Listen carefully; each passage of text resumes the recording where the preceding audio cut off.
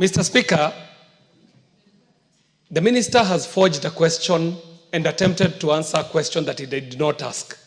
I asked a question that was in line with the bottom-up economic transformation agenda, of which the minister is one of the proponents, initial proponents of the Better program. And I was asking, the massive investment that Kenya will make on the SHA program, is that money going to contribute to continue the extractive economy that Kenya has suffered in importing medicines that probably Kenya would be able to manufacture? And the question was, out of all the investment that we will make as a country, is there going to be a component that is going to be assigned to research and development of locally produced or generic medicines that can be produced here to promote value addition and manufacturing in this country and save us forex and also contribute to our national GDP rather than export these monies to international pharmaceuticals? Thank you very much, Mr. Speaker. Mr. Speaker, that question is a different question. It's not very much related to SHA, because SHA, our main focus is how to increase the refill rate of KEMSA, a government institution. But as a country, I agree with you, we must empower our pharmaceutical manufacturing plants. And this House has an obligation, when you're dealing with a finance bill, to increase duty on pharmaceutical products that come from outside and protect the local pharmaceutical companies. Give an incentives for them to produce.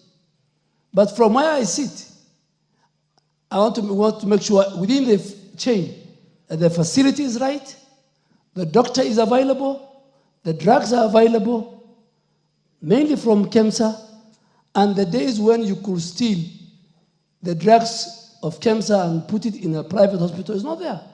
Because we follow, like the primary health care, level 2 to 4. During the NHIF defined time, the speaker, it was only telling you which facility do you want to use in your locality.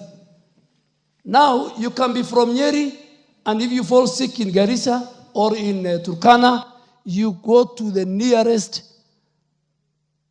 primary health facility because your data and everything. So we follow the patient.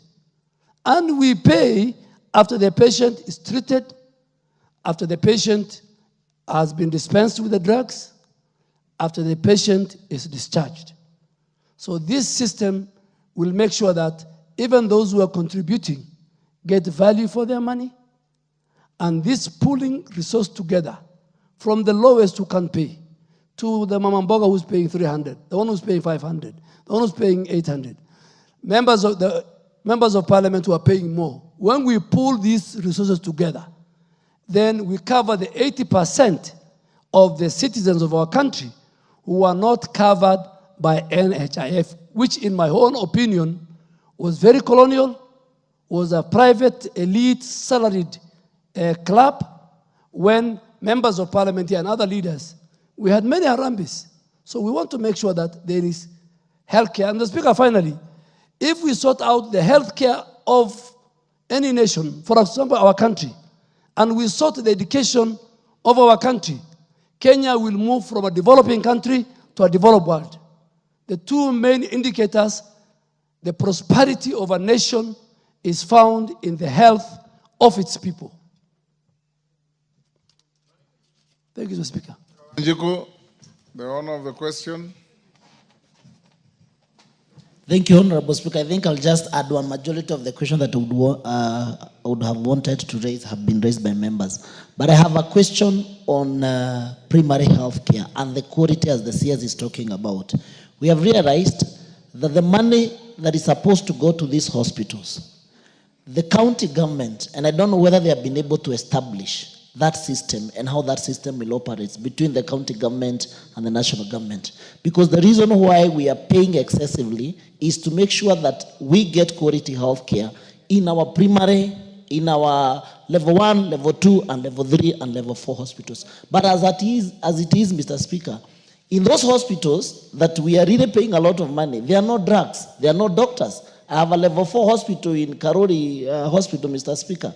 When you go to that hospital at 7, there are no doctors, there are no nurses, and we're expecting that we're going to give them quality health. It is next to impossible. There must be a way that the ministry is able to secure and track the money, the resources that they are sending to these hospitals, that they make sure that there is prudent use of these hospitals between the county government and the national government, Mr. Speaker.